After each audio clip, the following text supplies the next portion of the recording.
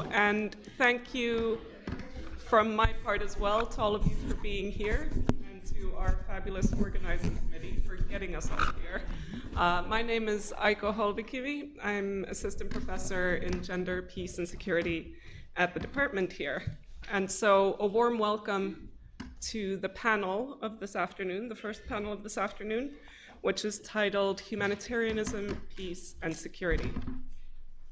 And just to briefly mention, the theme of this panel is one in which gender research has revealed how experiences of war and insecurity, how the logics of the exercise of collective violence, and how international interventions designed to ameliorate these experiences are fundamentally shaped by structures of gender and race, as well as other axes of difference, including sexuality and disability.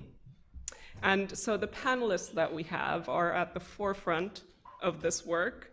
They have provided the field with careful empirical studies and conceptual interventions, which enable us to understand how these processes work and ultimately envision less violent and more just futures.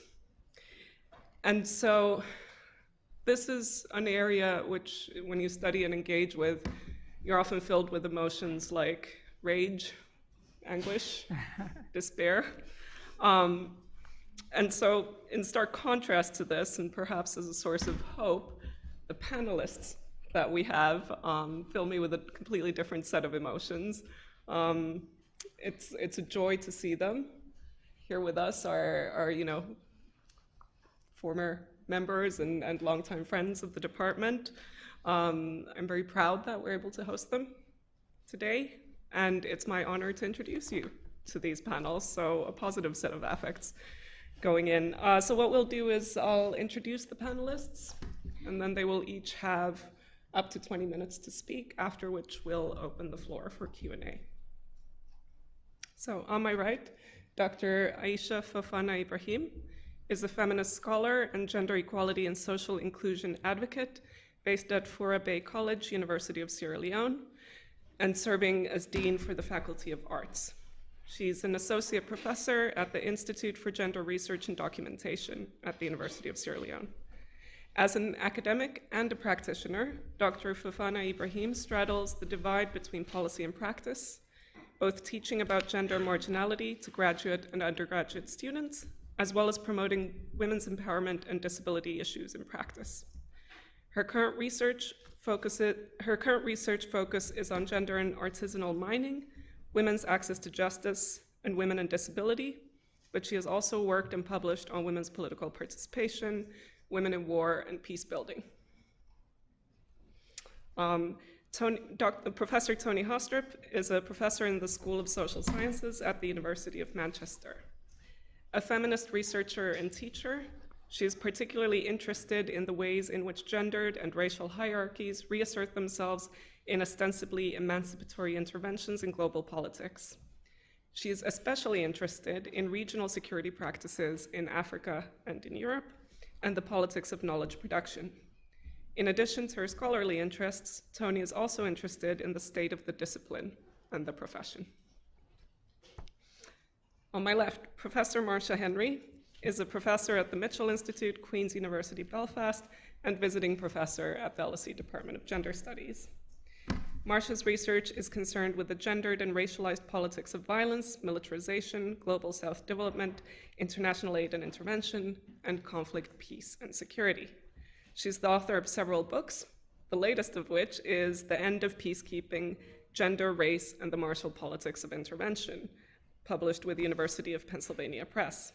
She's currently associate editor for Security Dialogue and has helped to develop a range of courses on gender, peace, and security at the guest program University of Iceland, UNITAR in Switzerland, and the Kofi Annan International Peacekeeping Training Center in Ghana. So will you join me in welcoming our esteemed panelists?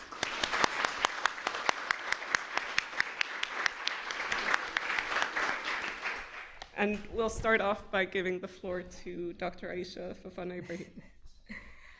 Good afternoon, and thank you so very much for having me here. It's an honor really to be here at LSE.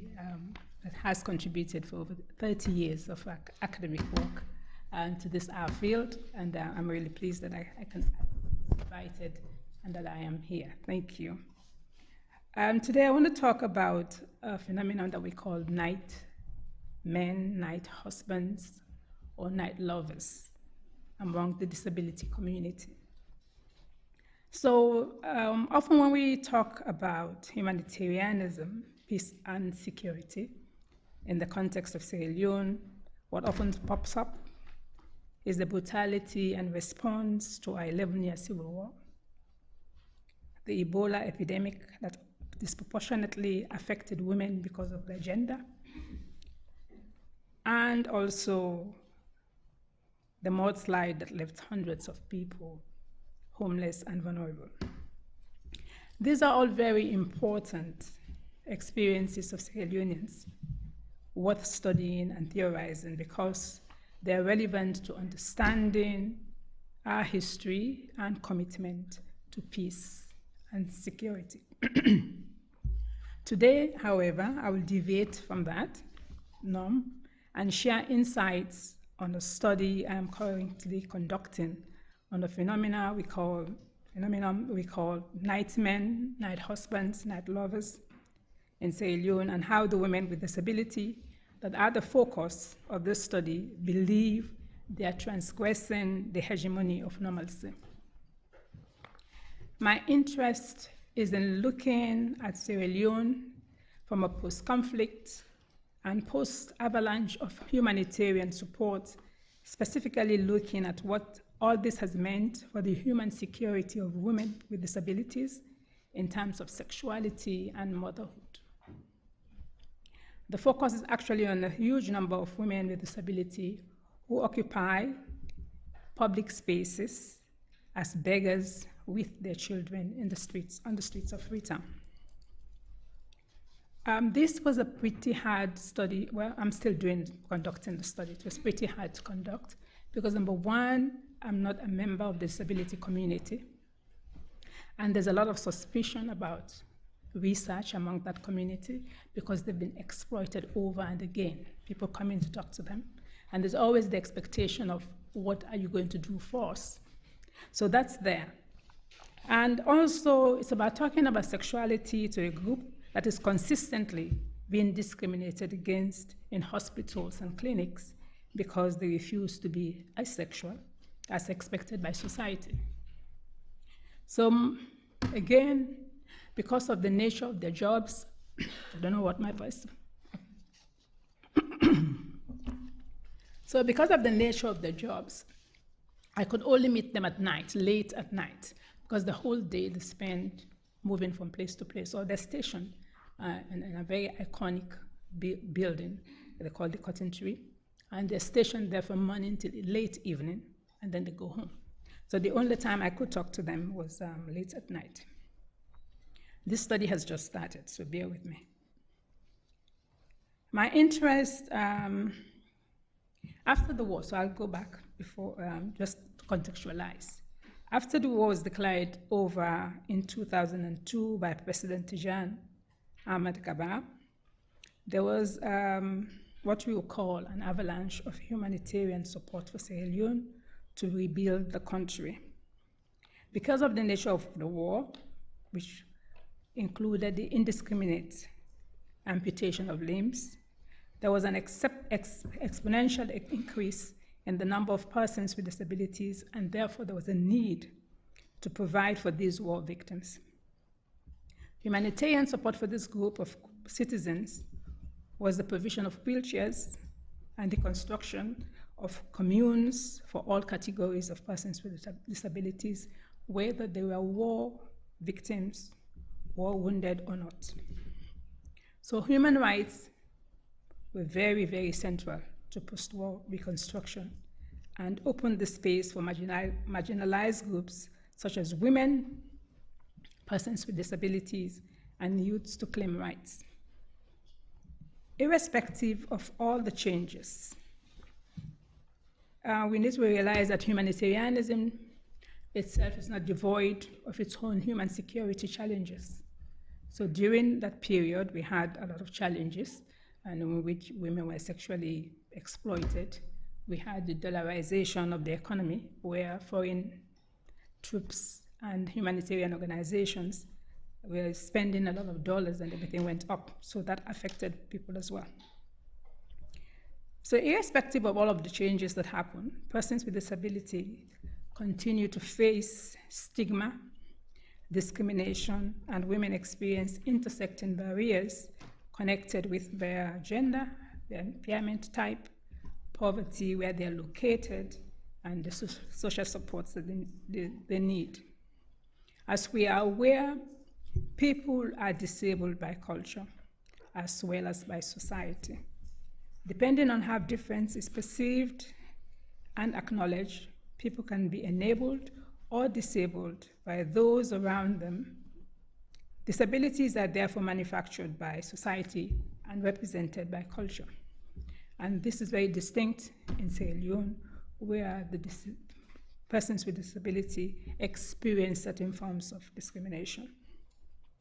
So in this study, I look at the superiority of able-bodiedness, at the maternal normativity that is anchored in a binary patterns of normality and abnormality. I also look at how the state fails to deal with insecurities faced by women with disabilities. So what is this phenomenon I talk about? So these are able-bodied men who in the dark of night engage in sexual relationships with women with disabilities. They have no social or financial obligations to these women. They are not known by the families of these women.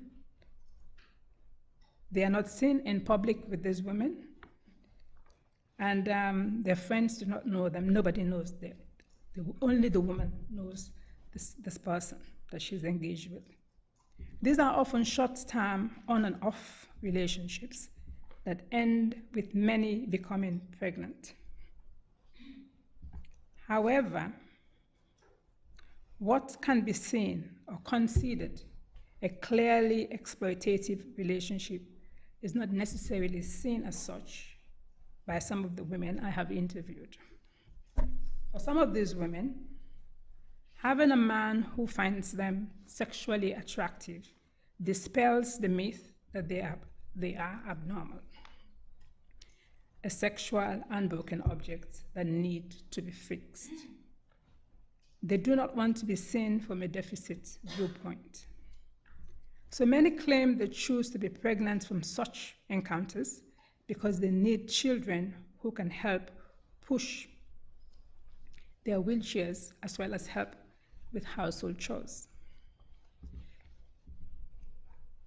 At this point in my study, I have, so in terms of sexuality, I mean, a lot has been done by Tamale and others, she's here even, and she has theorized about the ways in which sexuality, the sexuality of African women is constantly criminalized, policed, and repressed. But there's very little on the asexualization of women with disability. So these are things that I'm looking at. So at this point in my study, I have more questions than answers. Are these women exerting agency by their choices?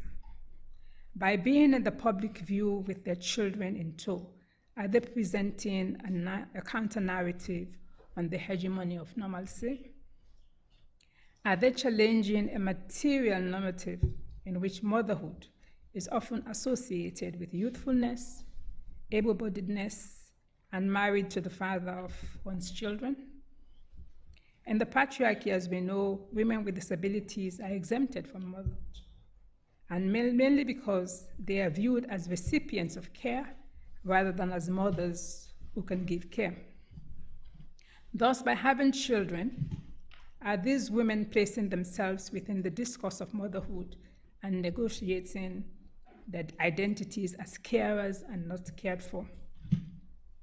In all of this, is the state providing the human security that allows for these women to live in dignity? So what's the essence of this study in relation to what I do, activism and production of knowledge? So what these women experience are gender inequality and human security issues. That's a given, which I believe the state has not paid adequate attention to. Women's gendered experiences in Sierra Leone may differ by class, geography, economic status, ability, and individual histories, but it is safe to say that they all experience some form of state-supported gender discrimination and exclusion that is manifested socially, politically, and economically in the ways in which the state deals with issues around women's education, economic empowerment, rape, spousal abuse, sexual harassment, among many other things. So women with disability are no longer hidden in the basements and dark rooms as it were before 2002. They are everywhere in the city in the full glare of everyone, and yet the government and women's rights organizations have paid little or no attention to this phenomenon.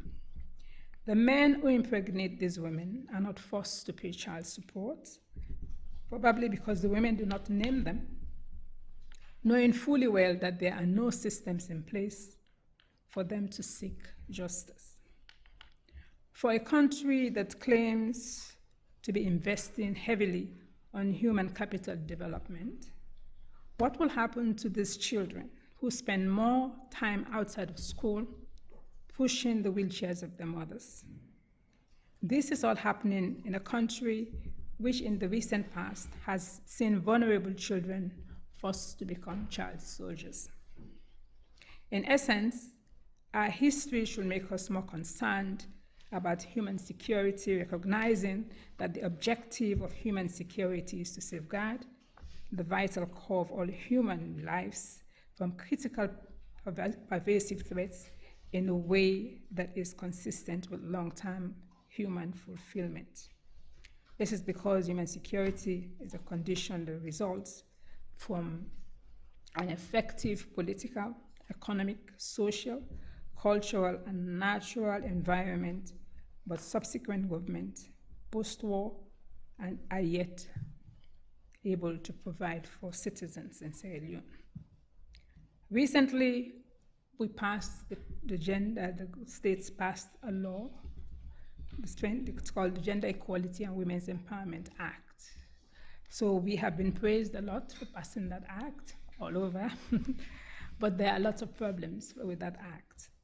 And so for me, working with women with disability, I see the act not as a platform for them to voice their challenges, but I see the act as a place for feminists within the country to raise the issues that we are facing in terms of discrimination against so many marginalized groups, including women with disabilities.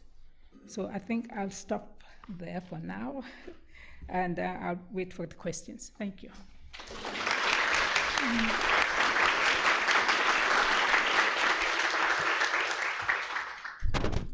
Thank you very much.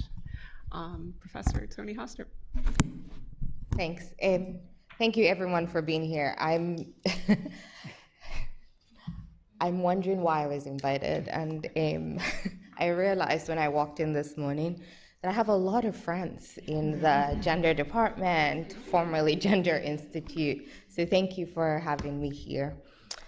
In the context of contemporary humanitarianism, the obvious connections to feminist knowledge, I think, continue to elide policymakers, often, I would say, deliberately, even as academics and powerful civil society organizations they really push for further institutionalization of feminist norms. And it is in this context that I've been trying to make sense of a few things. The practices and implications of hierarchies in knowledge production and knowledge making, the devastating humanitarian context that has been fueled by militarism, colonialism, occupation in places like the Sudan and Palestine, as well as the consequences and tensions within new feminist advocacy around global politics. This thinking draws on work that or research that I'm trying to undertake around the so-called feminist foreign policies, but also the idea of feminist peace, as well as the workings of the women, peace and security agenda in both Africa and in Europe. It is often the case that knowledge production on new feminist foreign policies has been dominated by the global north, even though we're now 10 years into this so-called agenda. And this is the case even when we consider civil society organizations. Today, the ways in which feminism has captured mainstream global politics concerns has been through this idea of feminist foreign policy. But I would argue, at least from my perspective and the work that I'm undertaking, that African perspectives in and on feminist foreign policy have largely been erased from dominant narratives about the possibilities of feminism in global politics. And it's almost as if African countries don't have foreign policies, is the other thing I've discovered thinking about foreign policy. Mm-hmm. So of course, with other African feminists, I've been engaged in some of the spaces of discussion, both within the academy and outside of it. And often our role has been mainly to respond to the priorities of the global north or contribute to an existing agenda. In that sense, then, what we discover is a reproduction of the very same practices that feminist foreign policy is supposed to get rid of. I am motivated by African feminist absences in this attempt to rethink global politics through a feminist lens. To be clear, it is not that African feminist thought is not there, but rather, and I think perhaps more appropriately, it is often absented from the very discussions that impact the entanglement of the local and the global when it comes to peace and security, when it comes to humanitarianism. African feminisms, as I take them, are anti-imperialist and I think are able to center a marginalized community's social and economic well-being, prioritizing human security and dignity. To accommodate this knowledge is to challenge existing global power hierarchies and interrogate the arrangement of the global political system, the one that designs contemporary humanitarian interventions and the one that is also the source of humanitarian emergencies within a peace and security architecture that is frankly terrible. In the absence of this African feminist knowledge, the current neoliberal economic model simply reinforces the reformist agenda, and I think then is actively seeking to block radical policy changes, as well as the design and practice of how it is that we do peace and security. But I think for me, the thing to highlight is that this absenting is not just an intellectual exercise, but rather it is at the expense of the lives of the global majority and increasingly untenable. Sudan today is grappling with the consequences of increased militarization following years of conflict, of course. In April 2023, paramilitary rapid support forces and the Sudanese Armed Force intensified national and regional insecurity through armed conflict. This escalation has been marked by brutality, including civilian fatalities, numerous reports of gender-based violence, and the mass displacement of people, resulting in refugees and internally displaced people. In that sense, what is happening in Sudan is not just the concern of Sudan, but one for the entire continent. Further, we've seen the destruction of property, leading to human rights violations, and of course, the dire humanitarian crisis. But what happened in Sudan in April last year is not new, but rather a magnification of existing insecurity that does not just start from Sudan. What we have now, of course, complicates existing conflict dynamics. But what is really interesting is that in the context of all of this, women's groups, feminist groups have been very vocal in their calls for peace, specifically underlying the importance of demilitarization. What I also find interesting is in Sudan, the ostensible interlocutors for peace include the United States. So the United States is one of the main mediators of this particular conflict. The United States is committed to implementing the Women, Peace and Security agenda.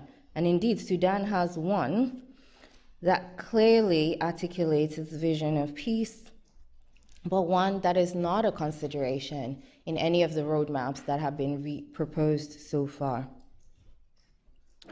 On the African continent today, militarization has been consolidated into martial politics to the detriment of all Africans, not just women.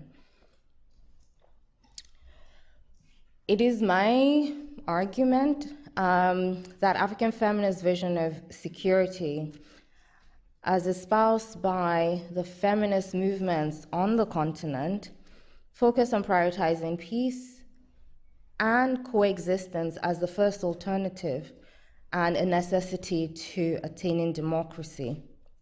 And yet, what we see is the continued the answers that are increasingly given to insecurity on the continent is increased militarization, increased militarism. This coming from both external actors, particularly Western actors, but not just Western actors, but also elites within the continent. A direct consequence of militarism, as I've mentioned before, has of course been the displacement of millions of people within and across countries, climate destruction and death. In short, dire humanitarian circumstance, even when we're supposed to be tackling the dire circumstances through this militarized means. I think it's important to highlight then that in this peace and security matrix, Africans are the victims of militarism located within a global imperial military complex. The proliferation of arms, proxy wars through states and non-state actors continues to ensure the destabilization of Africa today as it was a century ago.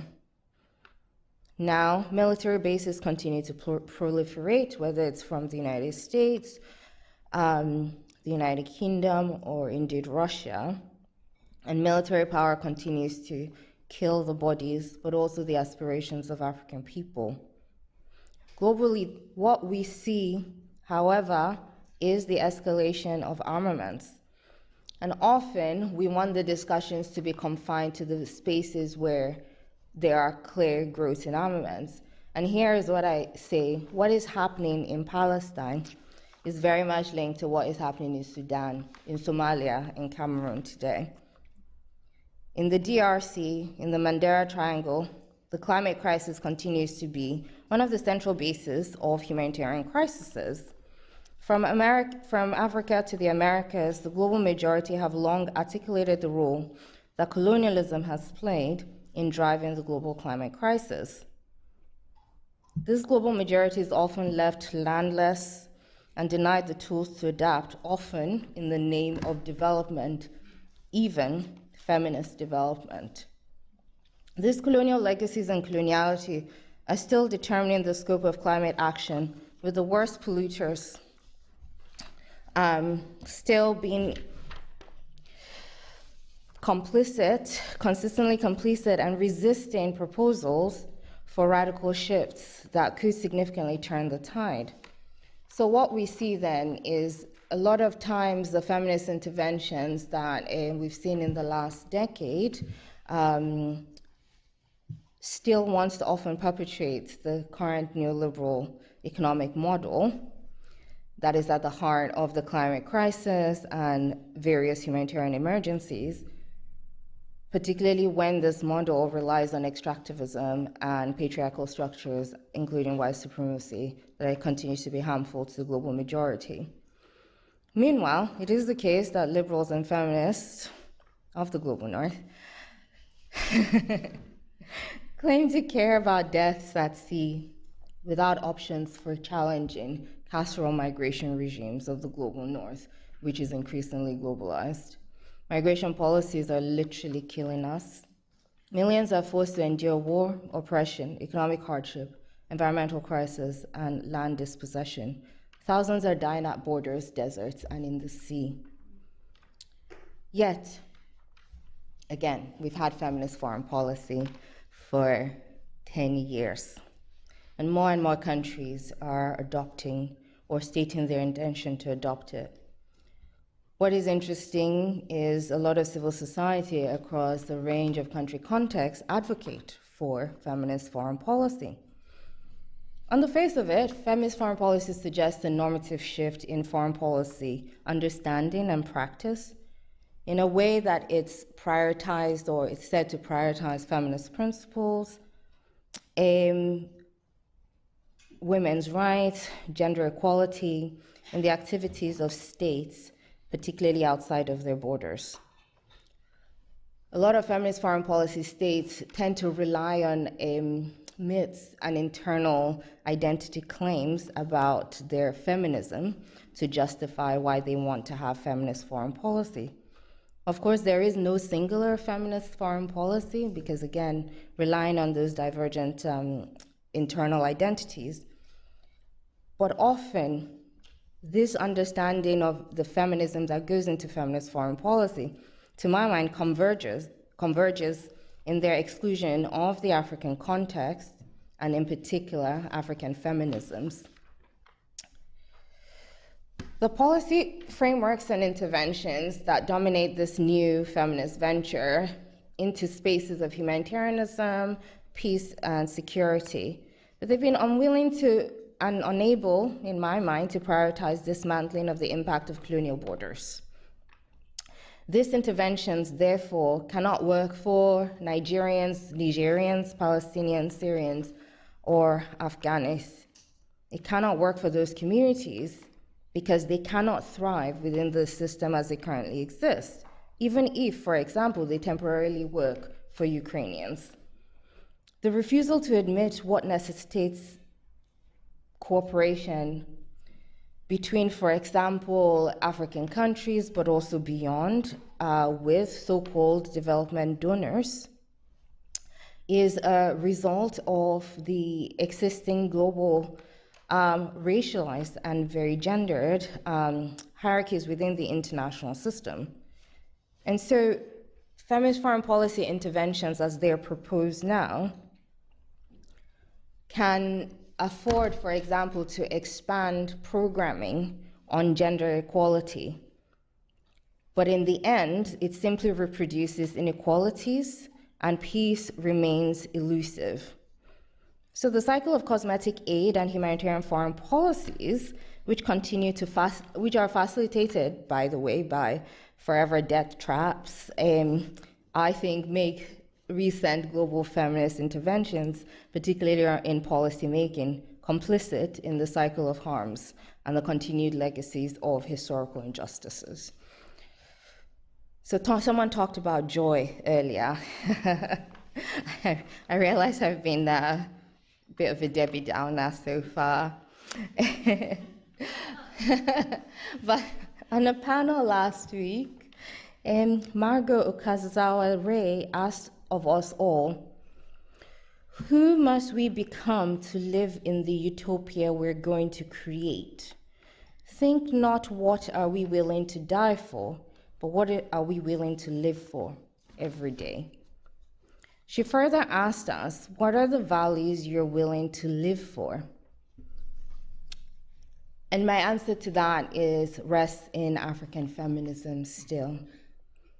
What is clear from my engagements with these emancipatory interventions, so-called, especially when I'm sort of thinking about insecurities in humanitarian contexts, again, from Sudan to Palestine, is that coalition building, both within and outside the academy, is essential.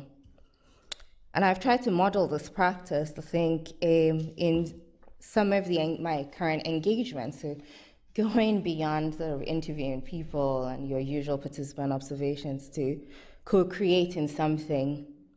And in response to sort of this discomfort with what's been happening over the last decade, with a group of 3 other African feminists, we co-founded the African Feminist Informed Policy Network.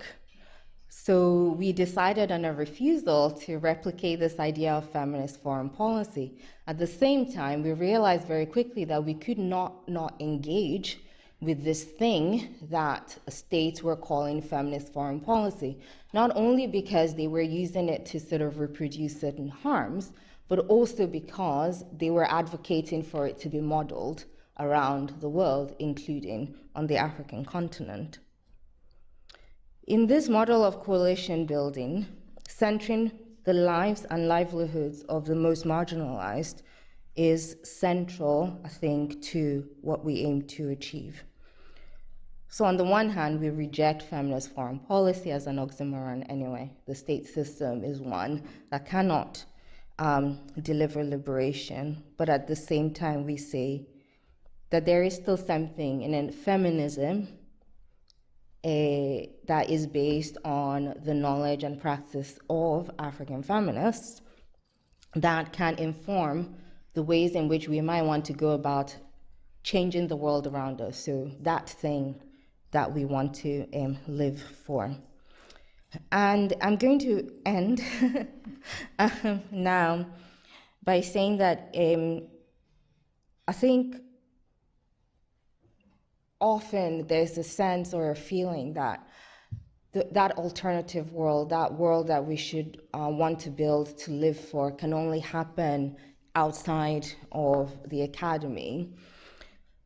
But actually, going back to what I said at the very beginning, the reason why I do have friends in the gender department is that it is also possible to build alternative imaginaries even within the academy. Mm-hmm. Thank you.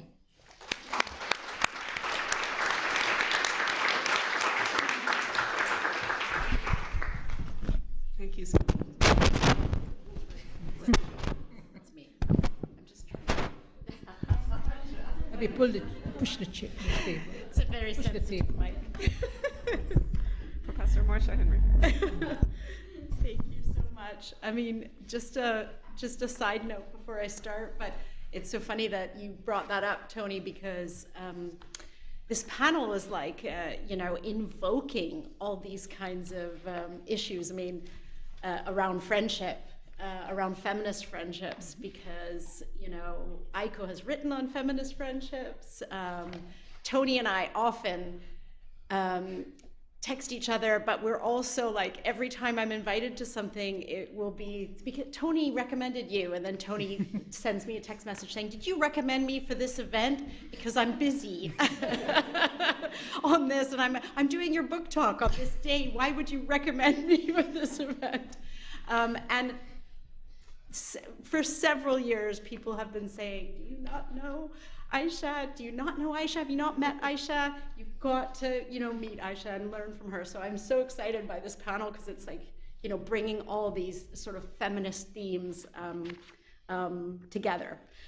So I'm delighted and honored to be able to share with you some thoughts today. I'm going to do something quite different. I'm not going to talk so much about my specific research findings, themes, material, but I think I'm gonna tell you a little bit about how my academic work has been shaped by, and I hope continues to shape, the field of gender studies via or a la LSE Gender.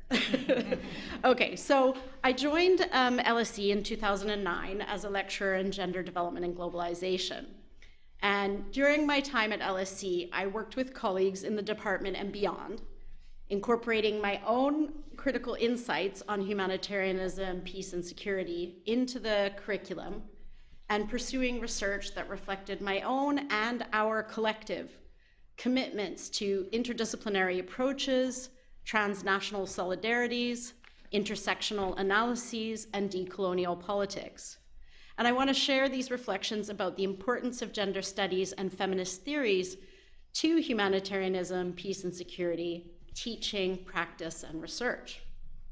So when I began at LSE, I had ambitions to set up a course on gender and militarization, which I subsequently did, and which eventually became gender, race, and militarization. In my previous teaching, I had dreamed of creating an assignment that a professor of mine had established many years before in a course on feminist epistemology. Nobody will know this professor, I'm sorry, but I have to say her name. Professor Shauna Butterwick asked us students to write daily diary entries reflecting on the readings we were assigned. She did so in order that we could write in the first person, draw on personal experience, and take everyday objects as resources in thinking about the production of knowledge.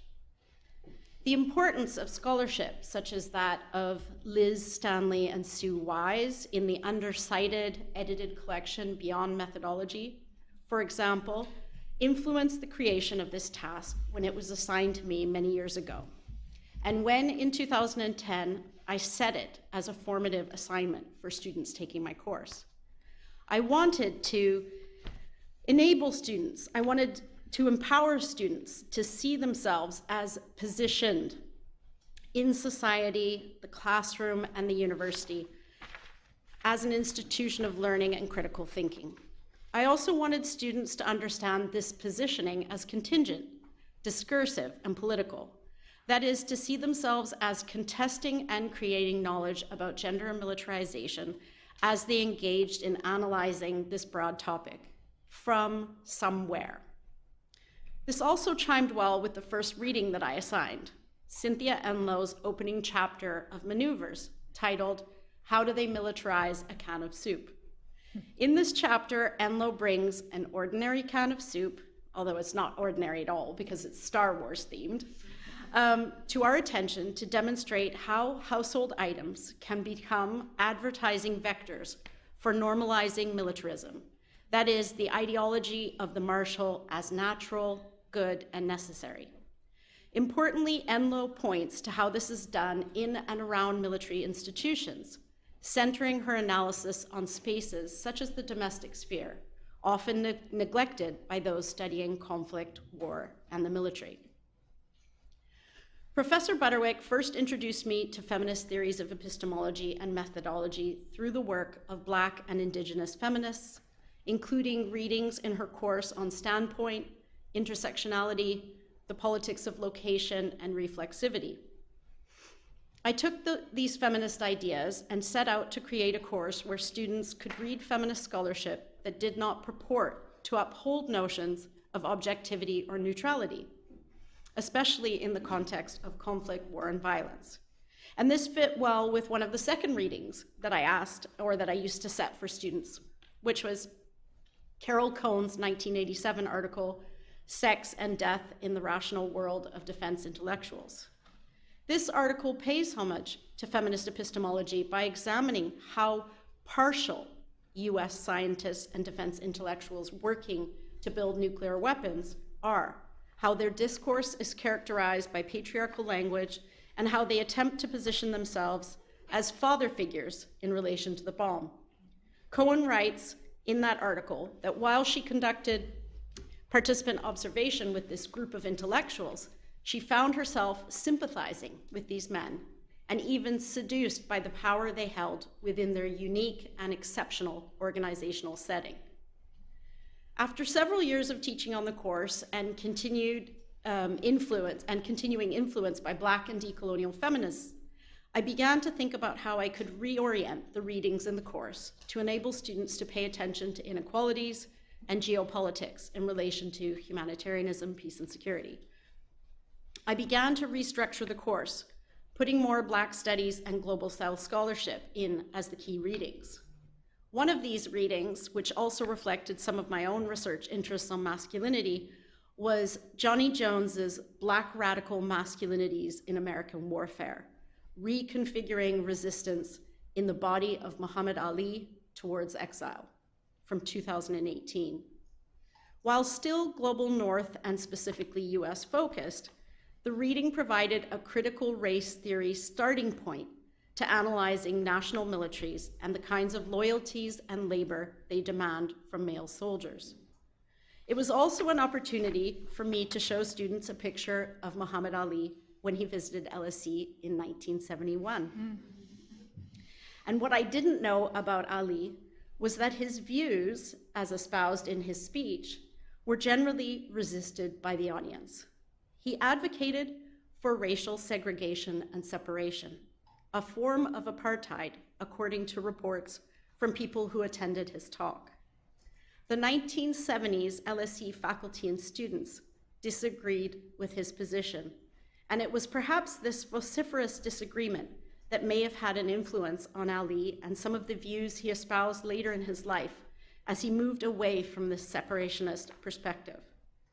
Ultimately, I wanted students to see the ways in which Black radical thought could be used to show that inequalities within the militaries persist and that not all soldiers are perceived to be as worthy. I wish I had known a little bit more about the reception to Ali at LSE, as it could have formed the basis for giving a more hopeful account of the history of LSE in relation to resisting apartheid thinking and practice. I don't have the picture, but there's Ali with a t-shirt that says LSE. Corporate even in 1971. The syllabus for the course was originally very much focused on national militaries, and during the third week, when I spoke about militarized masculinities, I started to become aware that I was contributing to a reification of a kind of military studies hegemony by focusing on dominant and large militaries, such as the UK, the US, and Israel.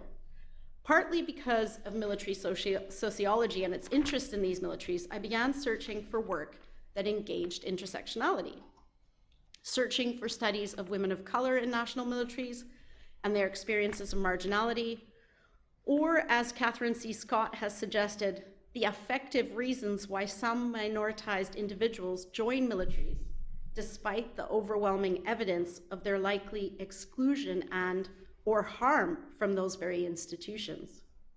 Attending a workshop in 2016 at Newcastle University, I was struck by how the term intersectionality was used in several presentations by scholars writing about the Israeli military composition and how they misappropriated the concept of intersectionality, using it to discuss differences amongst privileged military men rather than to account for structural power and systematic violence by state militaries. This helped me to reorient my focus in the course and continue moving forward on incorporating race into the syllabus. I set about replacing 5+ articles that appeared either as main readings on as main readings or additional readings on the Israeli context, with readings that focused on those individuals that are subject to these powerful militaries or those who engage in security practices outside of this institution.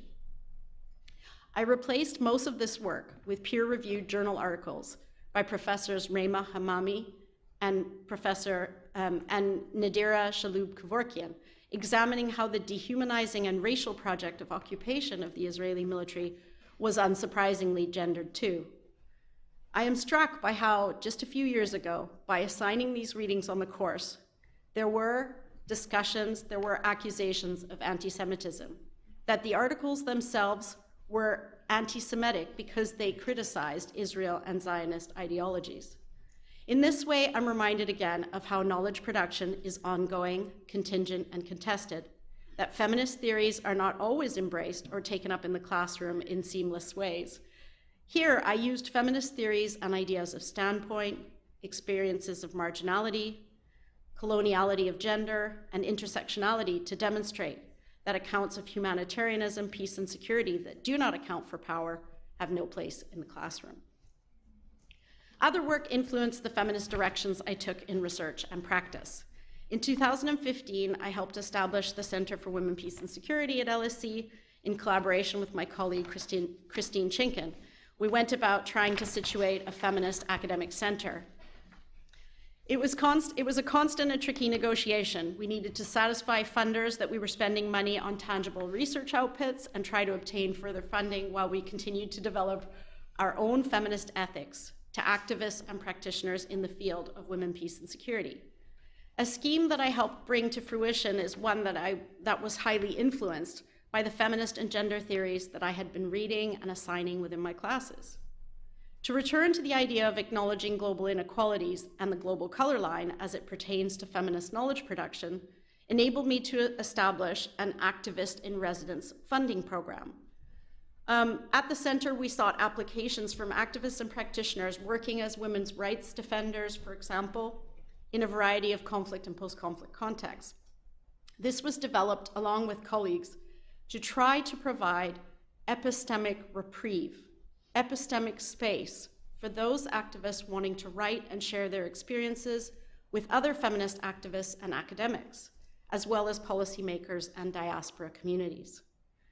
A wonderful aspect of this program that ran across 2 academic years was that MSc students on the then named Women, Peace and Security degree, later named Gender, Peace and Security, were able to engage with these activists, informing their dissertation preparations and planning for future professional work. These dialogues between students and activists were a vital contribution to the feminist knowledge produced by students in their dissertations. Many of them wanted their work to be both meaningful in theoretical and practical terms. This work in developing the center and the research that emanated from it also reflects the work of former and current doctoral students. And this unique group of students, many of you are here, working in the area of humanitarianism, peace and security, have drawn from their education in feminist and gender studies, and simultaneously pushed faculty and academic communities to pay attention to the necessity of critical theories. They have made LSE gender studies more and more interdisciplinary and transnational, and many of which have gone on to radicalize the places they are currently working in. Just to name a few of the doctoral students and projects that I have found personally and professionally inspiring and reflective of the innovation of gender studies at LSE. Doctors Alexandra Hyde at University College London and Harriet Gray at York conducted ethnographic-inspired work on military wives and spouses, focusing first on the emotional labor of wives and mothers in and around bases, who constantly strove to minimize the violence of the institution, and second, on the strategies of spouses in resisting intimate partner violence as an extension of the Marshall Institution. Amanda Conroy's research on the Minutemen and the workings of white supremacist masculinity at the US-Mexican border drew on feminist research on migration and nationhood, providing insight into those individuals that establish themselves outside of these so-called reliable security institutions. Aiko Holvikivi and Hannah Wright, Aiko LSE, Hannah Manchester, have written about the paradox of fixing gender in gender and peacekeeper training and the gendered, racialized, and militarized narratives of UK civil servants working in government, respectively. Both Aiko and Hannah have also been key in helping to establish the Center for Women, Peace and Security and to shape the curriculum for the MSc, as well as develop research around institutional bureaucrats, feminist friendships, and other solidarities, and to draw on their own experiences of working in the humanitarian sector throughout.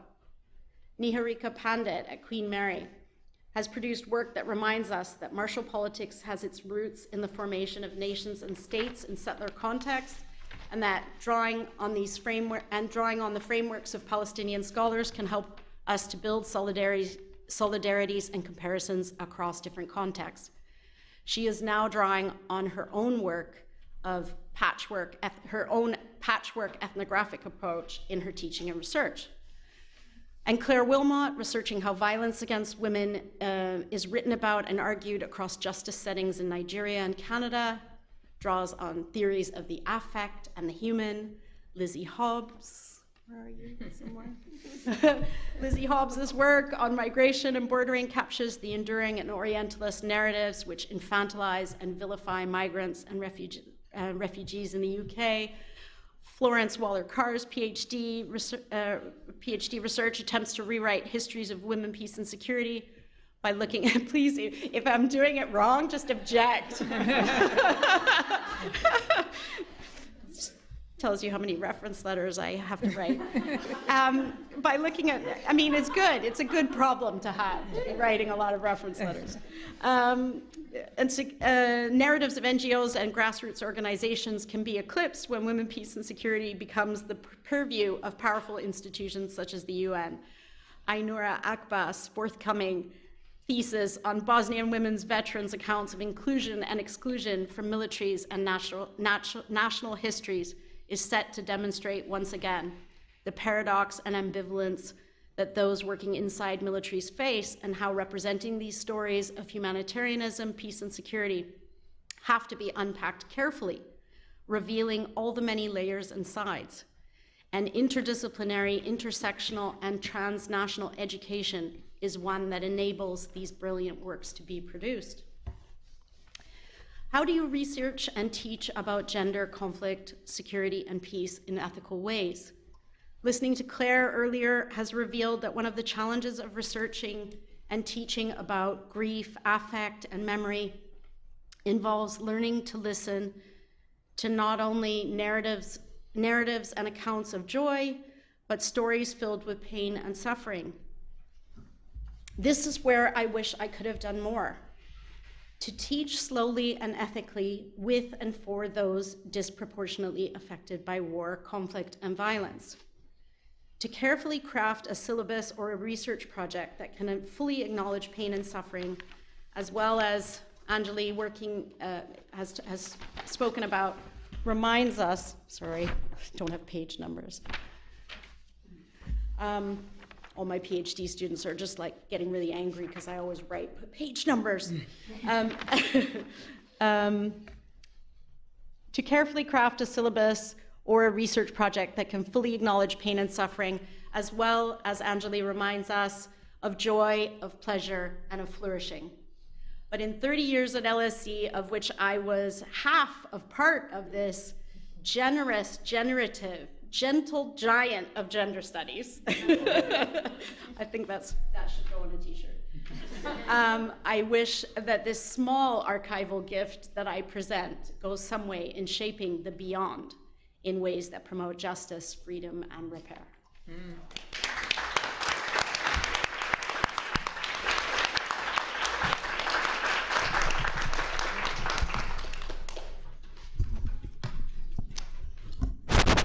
That's my mic, sorry. Okay, I'm leaving it. We won't hold you personally responsible. Thank you so much to all of our panelists for getting us thinking on these themes.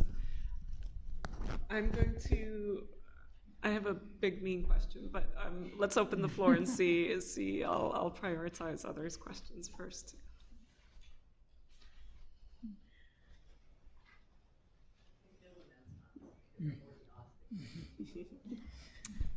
Please, the floor is yours.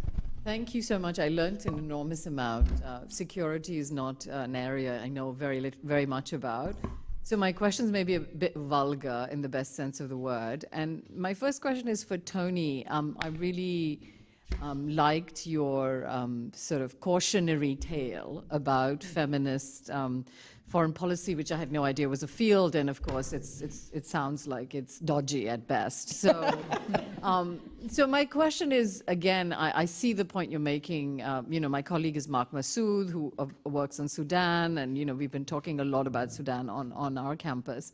My question is about Sri Lanka, right? Which is to say, I see the point you're making about African feminisms, but I'm thinking about Indian Ocean. I mean, I'm working in Mauritius right now, and the lessons of Sri Lanka, particularly around war, disability. So the question that Aisha, you raised around the afterlives of militarization and reproduction and sexuality. So I was wondering if you look outside the geopolitical reach of what we currently think about as Africa, and think about it in the longue durée, right?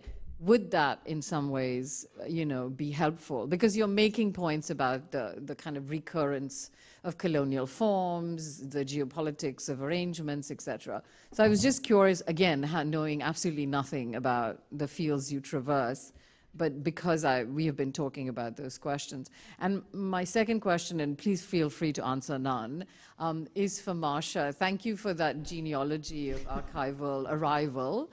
But I wanted to hear, and I guess this is for the futurity, because we are in 30, we want to hit half a century and more, is where is abolition feminisms, right? Because I'm, of course, on a campus, Angela Davis was my chair, and the piece I talked about comes out from an initiative we're doing on visualizing abolition, which has become a way to think about Africana diaspora. So not just African American, but think about carcerality, militarization, abolition. So I was wondering, in the story you tell, of the emergence of a field, where are the kinds of, tensions? And what is it unable to think with? I'm delighted about all the things y'all are thinking with, but what's not happening? So, okay, I'm done. Thank you. Great, thank you. Yep. My question for Professor Ibrahim. I wanted to just hear more. There's so much more that I want to hear. And so partially this is just to open the floor for some maybe more details. But I wanted to hear about the kind of night lover, how this connection happens. So, like just anything that you feel is okay to share about how night lovers may find their pairs, their companions. And I also was interested in the kind of legal landscape. So I understand the kind of cultural assumptions around sexuality, and I'm really so excited to hear a talk about the asexualization of disabled people. But I was curious also, because this has inflections in consent law and these types of things, that, where does kind of legality come into play, if at all, with the relationships? Should we get started with that set of questions? I think there's questions around Sierra Leone, abolition, and a couple around night lovers. Who would like to start? I can. So where do they meet? Tough question, because usually they live within the same communities. From what the women have told me, these are men that they know. Some of them even have families. They have wives and children, but they have these women on the side. So there are people within, or some people are from very far away where people do not know them within the community as well. So that's happening. So it's within and without the communities that the women live. So these women do not live during the day in these communities because they're out in the streets begging. So maybe only on Sundays, when there are people, where you rarely see people in the streets of Freetown, that's when they are home. And so that's when they have a community as such. But they have a community of persons with disabilities that they live with in communes that were built post-war. And some of them have areas that they have occupied as that community, and they live with different forms of disabilities within this community. So they meet men that are within or without their communities. In terms of legality and illegality, I mean, for our laws, if you're over 18 and you're in a consensual relationship, there are no laws, there's no with those relationships. But I think what hasn't been really interrogated is the issue of the responsibility of these men post having these relationships and having children with these women. So the women themselves do not go to the family support unit to report these men because they don't name them.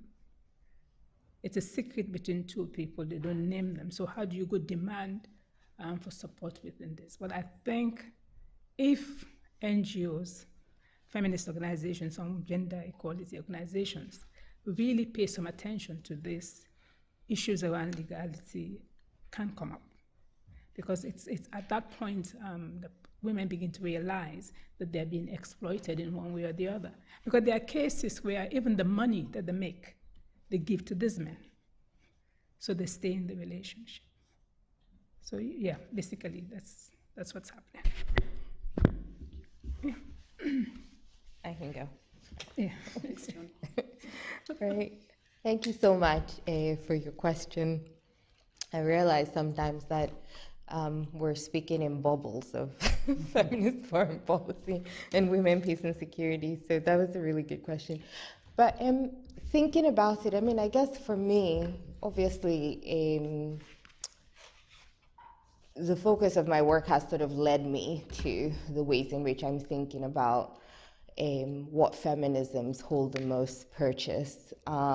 African feminism is situated within a broader global Black feminist, transnational feminist movement, and I think it provides a lot of openings for solidarity has been key. So whether it's Sri Lanka or indeed any other country, I think that there are lots of connections. In the work that I'm doing now, one of the things I'm trying to understand is how contemporary feminist social movements in Africa understand their feminism and indeed Pan-Africanism as global. And one of the things that's happened recently is in Kenya a few months ago, there was a whole protest to end femicide, remember? And one of the fascinating things about these demonstrations was that at the center of these demonstrations were calls to end the genocide in Palestine. So this is going to come out to talk about a horrible thing that is happening to them. They talked about Palestine, they talked about Sudan. I remember seeing some stuff about Argentina there somewhere as well. So there are certainly understandings and articulations of this struggle as being global.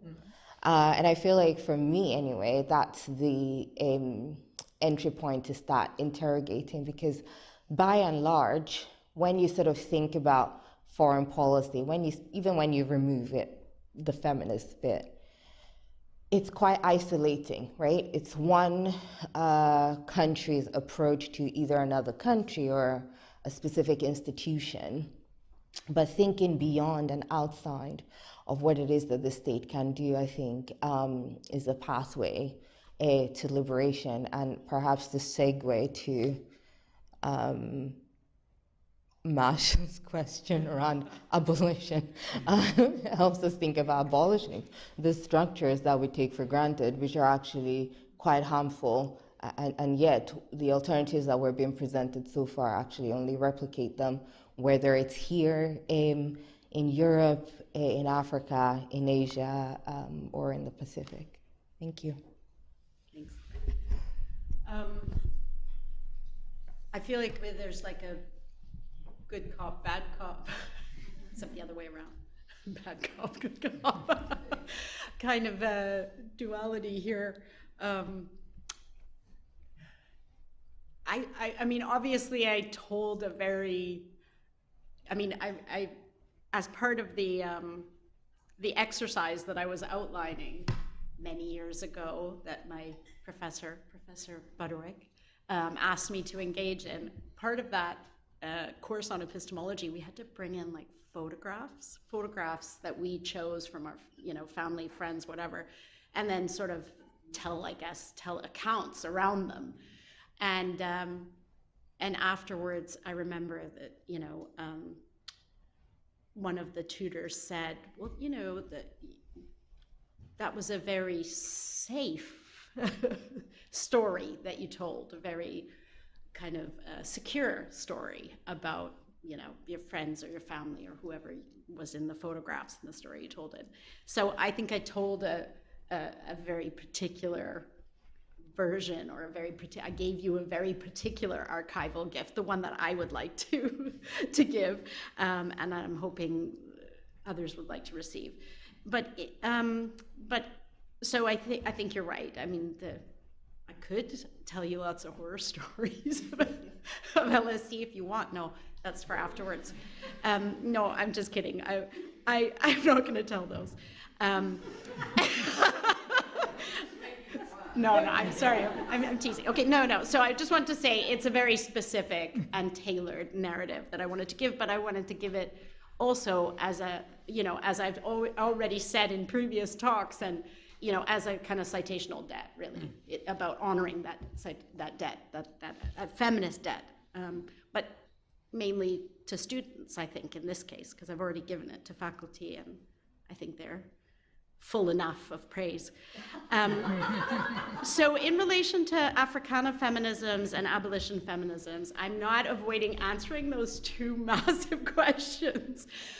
I think, I will say in relation to abolitionist perspectives and abolition feminisms, that I'm going to say that there's emerging and developing work in the department, not just SM's work, as perhaps we might hear something about in the next session, but you know, actually it's appearing in many different ways across the entire kind of curriculum.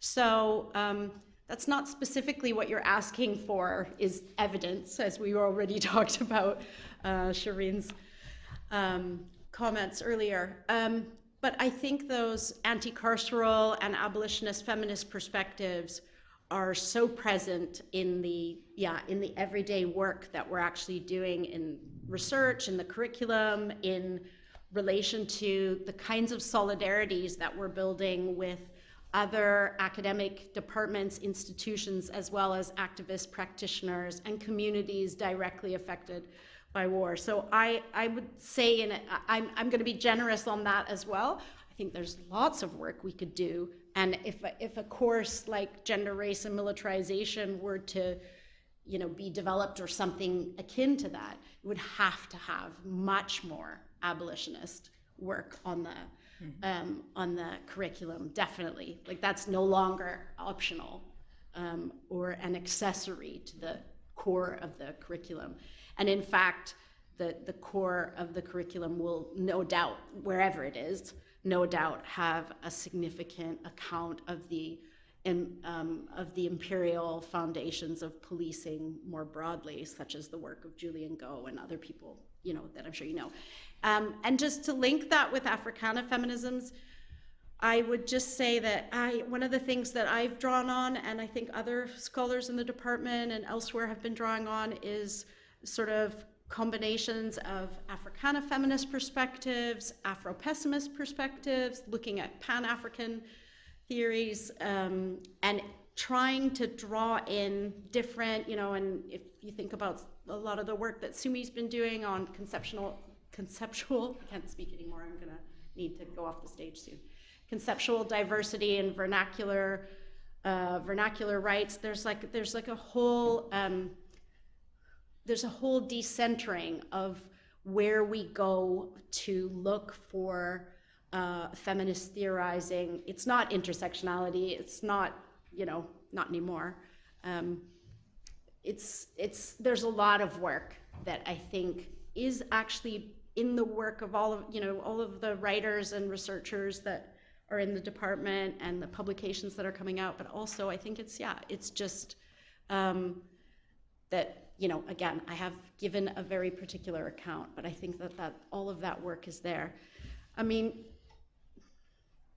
I was thinking about that panel that we organized a couple of years ago, Toni, on African feminisms, and there was a subtitle to it. I can't remember what it was, but trying to look at it, you know, I think the point of that panel was to not pigeonhole African feminisms as something that wasn't, you know, you just articulated that perfectly when you said that it is part of a global Black feminist project, epistemic project.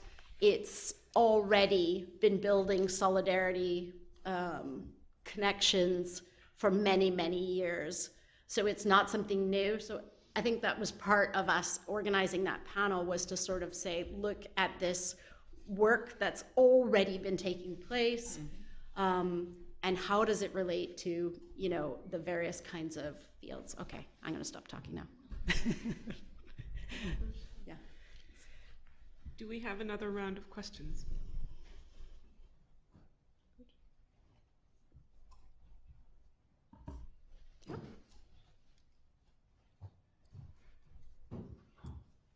Thank you very much. I was wondering, to the whole panel how gender, peace and security can align more with feminist health security, which is a constant question I have because we don't talk to each other, and especially with, you know, greater awareness of obstetric violence, particularly what's happening in Gaza, but also attacks on healthcare workers. We seem to be talking about similar things, but never to each other. So how can we do that better? I think it's my first question. And my second question, sort of reflecting on African feminisms, Aisha, I was wondering if you could tell us a bit more about the kind of work you do with younger feminists with Purposeful Productions and your Feminist Night School, and the sort of ideas that are coming out of there as well.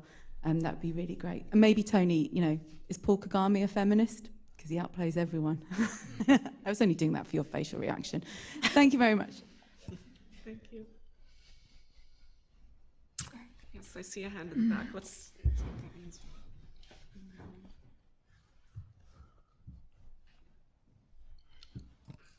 Hi, thank you so much for all of your comments. I have a question for Toni, but really the whole panel. You mentioned the idea that the field of foreign policy and IR is a discipline based on the relationship between countries. And of course, in politics, IR is often separated from a more comparative political approach. And also this perception of the other as a result of it being between and not within, and that's not an exact science.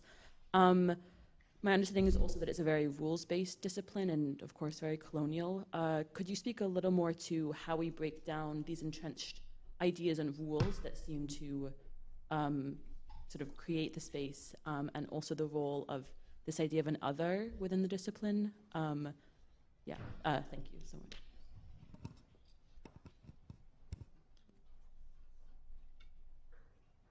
Okay, I think we'll go with those. Yep. Shall I start? Yeah, okay. No, Paul Kagame is not feminist. We're just itching. No. We want him to stay away from the AU's reform, but he won't take the hint.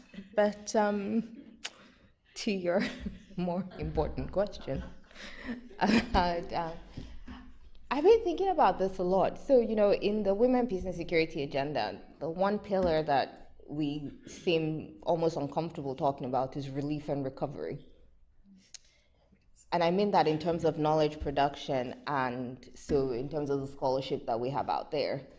But actually, in my engagements, particularly with feminists in Africa, they are doing what the pillar says they're supposed to be doing. So things around psychosocial repair and recovery, going into communities, that is, I would say, at the coalface of what WPS is. And yet, when you sort of think about what is being funded as part of WPS, who gets to be a WPS person, that's not really an area that we tend to look at. So I would say it's part of the issue. I still think it's about the practices of knowledge making itself, rather than there not being the connection between quote unquote WPS people or feminist global health folks. So if you in the feminist global health area have an idea of how we can do more around relief and recovery, that would be great. Just very briefly on foreign policy. I mean, I was saying to Aiko earlier that we're gonna start getting divorced from IR slowly. Because, I mean, at least I found out that I think I probably do international studies rather than international relations, maybe even with some sociology in there, which, you know, someone could have told me when I got my degrees. But, but nevertheless, you still got this thing called foreign policy. And I sort of said flippantly, it's about, I always say it's about a state's manifestation of its internal identity externally. With one caveat, the European Union has a foreign policy, as the European Union separately from its member states. But by and large, that's the anomaly. And it is the very nature of foreign policy. Once you capture anything in foreign policy, that you will always other. So part of the conversations that I'm having and the work that I'm doing is, number one, to actually try to break down the dichotomy between that domestic and foreign. Again, I think it was earlier Sophie mentioned the global gag rule, which is a US weirdness. But to understand it, you also have to understand elite. I would almost say a psychosis of US political elite when it comes to women's bodies and women's reproductive health. If you understand how they behave internally within the United States, in a sense, the global gag rule, the fact that it exists, is not surprising at all. And that's in the US, right? We see it in a whole range of other places. In Africa, where political elites tell you that feminism is alien to culture. But then again, really unsurprising how they treat their wives or women within the country. I see this as a global phenomenon, like it's not confined to one particular area, because actually the existence of the UN in 190 something odd countries suggests that people buy in to the state system. So, I don't think